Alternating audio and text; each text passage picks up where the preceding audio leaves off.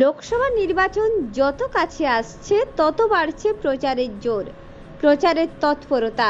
প্রত্যেকটি দলই প্রচার চালাচ্ছে জোর কদমে। বর্ধমান দুর্গাপুর লোকসভা কেন্দ্রের বিজেপির প্রার্থী দিলীপ ঘোষ বর্ধমান শহরের সদরঘাটে প্রাতঃভ্রমণে এসে সরাসরি ঘাটে চলে যান। সেখানে ছট পুজো চলছিল। সেখানে সূর্য দেবতাকে প্রণাম করেন এবং সবার সঙ্গে কুশল বিনিময় করেন। তারপর তেলিপুকুরে চায়ে পে চর্চায় মিলিত হয়ে সাংবাদিক সম্মেলন করেন এবং তিনি বলেন, তৃণমূলের গুন্ডা বাহিনী এবং তৃণমূলের দলদাস পুলিশ বিভিন্ন রোডেতে হাইওয়েতে দাঁড়িয়ে পণ্যবাহী গাড়ি দাঁড় করিয়ে তোলা আদায় করেন। এই প্রশ্নের উত্তরে তৃণমূলের জয় হিন্দ বাহিনীর সভাপতি যোগেশ্বর দাস বৈরাগ্য কি জানালেন আমরা শুনে নেব। শুনছি রাস্তাঘাট নেই এখানে।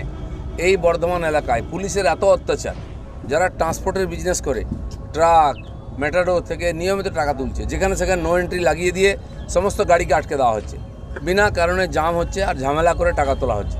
ট্রান্সপোর্টার আমার সঙ্গে কথা বলেছেন, বলে দাদা খুব সমস্যায় আছে, ইচ্ছা মতো রাস্তাঘাট বন্ধ করা, অত্যাচার করা, ভয় দেখানো আর টাকা তোলা পুলিশ এবং টিএমসির গুন্ডারা মিলিতভাবে করছে।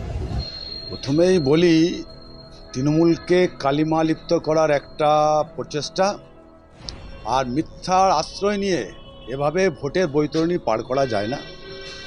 কারণ যারা বিরোধী রাজনৈতিক দল করে তাদের কাছে, বিজেপির কাছে তারা সবাই অপরাধী।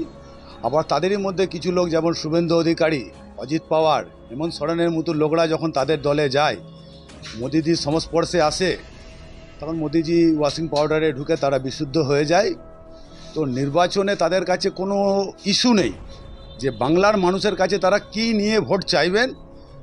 তো বিভিন্ন ধরনের বিভ্রান্তকর মন্তব্য করে বাংলার মানুষকে ভুল বোঝাবার চেষ্টা করছেন, কিন্তু এইভাবে বাংলার মানুষের মন জয় করা যাবে না। বাংলার মানুষ তৃণমূল কংগ্রেসের সঙ্গে ছিল, আছে, থাকবে। আগামী 4 জুন যে রেজাল্ট, তাতে আপনারা প্রমাণ পাবেন। পূর্ব বর্ধমান থেকে দেবাশিস ঘোষের রিপোর্ট, রূপসী বাংলা মিডিয়া।